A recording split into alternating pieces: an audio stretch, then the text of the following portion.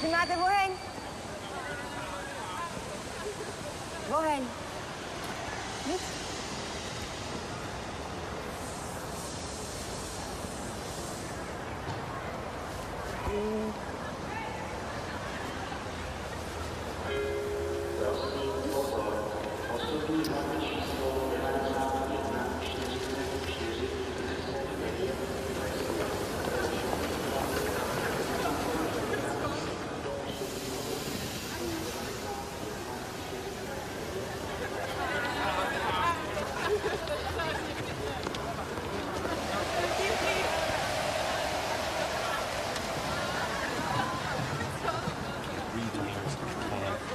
Now I got these college kids like a discotheque. Listen.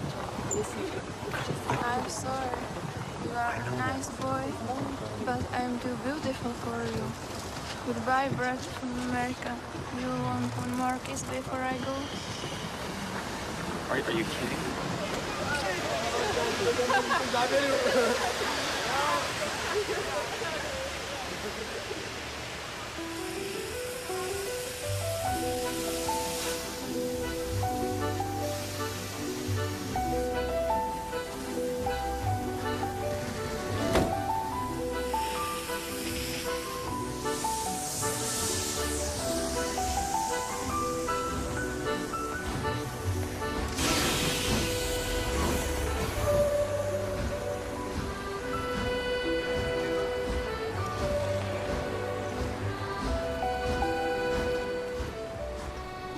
I'm here tonight to tell you about a father who loved his son and a son who loved his dad. The way this story is going to unfold for you is a little bit different because I want to bring it to now. You see, a dad would go home and he would go by the school, and every now and then he would pick up his son and say, "Son, why don't you go to work with me?" The boy loved that. And when his dad would just come and pick him up, he was the happiest boy ever. He knew that he would get to spend the afternoon with his father at work, and he would get his coat and they would walk, and he would bring hot chocolate for his son for it's really cold, and they would go through. But this boy was different. This boy would see things. This boy wasn't normal. And when they were walking one afternoon going to where dad worked, this boy would notice things that other people wouldn't notice. He see things other people wouldn't see. He sees a man in a bathrobe in the middle of the street who's yelling at a second-story window. He sees a woman who's very angry at him and doesn't really want to hear what he says. This boy, as the rest of the world hustles by, he slows down. He sees the hurt and the pain. He sees the anguish and the sorrow. He sees the window close and a desperate man trying to get his way. What he did doesn't matter. That he hurting is all that matters. And this boy would see these things. His father rushes and gets him by the hand and says, "Let's go, we'll be late." He would stop and look one more time. Can I stop his pain? Can I stop her hurt? But the boy loved his father. They would go and they would catch the trolley. I think that's what you call it here. We call it a tram. Yeah, I don't know the words, but he would get on there with his dad, and the boy would just notice people. He would look, and that day, one particular, he noticed something as he got on the train. To explain something, as you can hear, there's a train coming, and I got to get through this before the train gets here. He saw a man, he saw a woman. He saw that the man seemed very happy and the woman seemed very sad, and he couldn't understand why they could be together and one be happy and the other be sad. He couldn't understand that, but the little boy knew that there was something wrong. He had this feeling, this instinct that was amazing, how he cared for other people. But he loved none other than his father. He knew his daddy loved him. And as he watched the world and their hurt and their pain, he knew that he would always have a father. But even notice this. I need you to understand as you hear this story and get involved in the life of this man and his son. I need you to notice that there's no mom. As they walked through the woods, the boy would say to his father, Dad, what will I do when I grow up?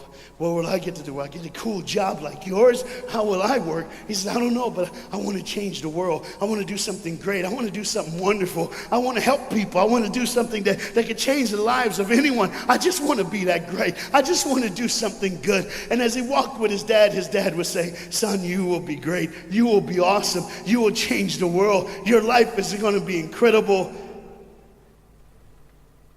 There was a train coming. There's always a train coming. The train is called life.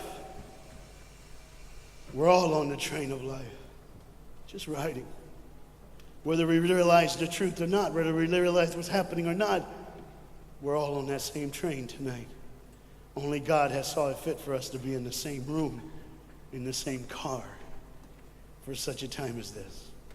When they get to the edge of the train track, he could see where his father worked. You see the bridge? That's what his dad did. You see, the bridge was very, very important. Boats needed to come to the harbor to get off their goods so they could make money. But trains were coming with people going from one town to the next. Not many cars in Europe, so they couldn't use a lot of that. So many people, not enough roads, so everybody used that train to get from the town to town to get to work and to get home. And one day the train was coming by. What you have to understand is that boy loved going to work with his dad. He would stay right by the river's edge and he would do what he loved to do the most. Let me explain that. He loved to fish. Anybody like to fish here? Oh, all the guys go, The dad looks at his boy and he says, son, now remember the rules. You got to stay right here because I can see you from the window right here. Don't get out of the sight of this window because you got to stay there so I know you're safe. Catch you something good to eat. But as you can hear, the train's coming. The father's job was cool. If I wasn't a preacher, I wouldn't mind doing that. Get to work. Get grease on you. Even if you didn't have to, you just squirt it on you like you feel like you did something. That's what I would do. There was a boat coming in the harbor. Timing is very essential. I'll go ahead and give you the key. The key is this. There's always a light. Everybody say light. Say it again. One more time. There's a light that the train conductor needs to see. If that light is green, he can go. If it's red, he must stop. You see, God has given us road signs in our life that we must read. Lines that tell us to go and lines that tell us to stop. Whether we read those and believe them or not is up to us. That's why some of you have fallen and you cannot get up. But tonight, that's why I'm here. The boat needed to come through, so he called, and the man said, okay, I got time. It's a long time before the train should come. So he pulls the lever, as you just saw, and the big, huge stone steel bridge, the gears started turning. They started cranking the steam. All of a sudden, gears are moving, and that big, huge bridge is just starting to go up. As it rises higher and higher, he has to watch and make sure everything's set, everything's good, everything's fine. As he looks out the window, he could see everything, but the dad, being a good dad, keeps one eye on his work, but the other eye on his baby. One eye on the world, but the other eye on his children. You think God doesn't know where you are? He keeps one eye on his world and one eye on his child. No matter what you've done or where you've been, it's one eye on the world, but the other eye's on you. He's watched you and he's kept you. Even though your train is coming down the track, he understands that. And even though sometimes, I don't want to get ahead of myself. See the red light? He didn't see it. So many times we don't see the red light. See, to just say the train was early. The boy can hear and see the steam. And he looks and says, Daddy, the train. Daddy, the train's early. Daddy, you got a daddy. Hey, Daddy, the train. Daddy, the train's coming. But the dad was looking at the gears, making sure he had enough oil, making sure there was enough steam to get the bridge back down for the train. And the boy knew one thing. Now listen, the boy knew that his dad one time showed him where the trigger was. It was a red lever. If he pulls it, the train bridge would collapse down fast and the train would be able to come across. All the boy knew was there were people on that train. There were people that needed to be saved. There were people that had, some of them just with their friends having a good time, like everything's fine. They did not know that the bridge was up. They did not know what was coming. They're just living their life like you and me, just going down the road, just being our own thing, doing our own thing. And the dad all of a sudden hears the train coming. He looks and then he said, oh, my son. He looks out and his boy's gone. He's like, oh my God, where's my son? Where's my son? He got to figure out. He looks back just in time to see his son trying to save the day. All he had to do was pull that lever. He reaches in to pull it, and the boy pulls too far, and he falls in the hole. Now it's on the father, and God the Father, did you hear me? God the Father has to make a choice. It's his now. Do I save my son, or do I save the world? But they don't even know. They don't even know. The greatest decision of his life. He could blame it on them not seeing the red light. He could blame it doesn't matter anymore. Pull the lever, save the world. Leave it up, save your son. For God so loved the world that he gave his only son.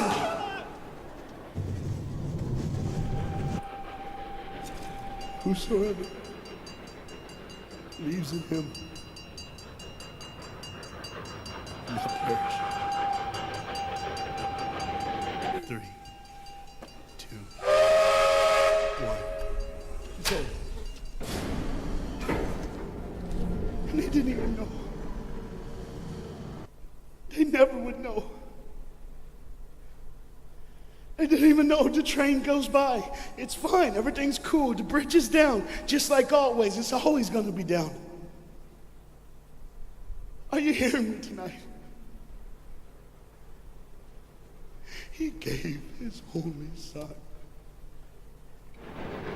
For God so loved the world that he gave. And you know what's amazing? I wonder what God did right when his son died on that cross. When he breathed his last breath. When he took that breath and he breathed and it was over. Here's what the Father would have looked like. They didn't even know, just trying to think of their life. Just trying to figure out what they're going to do next. Just thinking about the person they're going to see, the people they're going to hang out with. Just trying to be, just loving, caring. Doesn't matter if you're blind. Doesn't matter if you're putting on a little more makeup, trying to look pretty for somebody, or just wearing another mask. It doesn't matter. God gave his son for you. What will I do when I grow up? Where will I go when I grow up? What can I change? And there was a girl in the bathroom on the train, liquefying her heroin to shoot up one more time. He died for her. He died for her. But in one moment, are you listening? In one moment, as the Bible says, everybody gets a chance. In one moment to see the look of the Father when he knows when you realize what he did for you, when you realize the sacrifice, when you realize he let his son die so that you can live, when you realize what he did, no matter what you're doing, no matter where you're at in this life, no matter what you're a part of, you gotta stop. You gotta stop. Even if it's for 1 second and think, my God, he did it for me. He did it for me. And I pray to God you drop what you're doing. Drop what you're doing. With all the pain and the hurt and the sorrow in the world, he did it for you. That's why you're so quiet. You see, the train's coming. The train's coming. Everybody has things, you have ways of I don't want to do that. I don't want to, but why do I keep doing it? Even Paul said, why do I do? My flesh tells me, and I do what I know is wrong, and I don't do what I know is right. You got to understand tonight, the fight is on, and we can win. We become more than conquerors through Jesus Christ. And I'm not preaching just for me, I'm preaching on behalf of you. But what you got to understand is, there had to be a moment in those 3 days when Jesus died on a Friday and rose again on a Sunday. There had to be this moment. Go ahead, look at the screen. When it was just God and his baby and his son.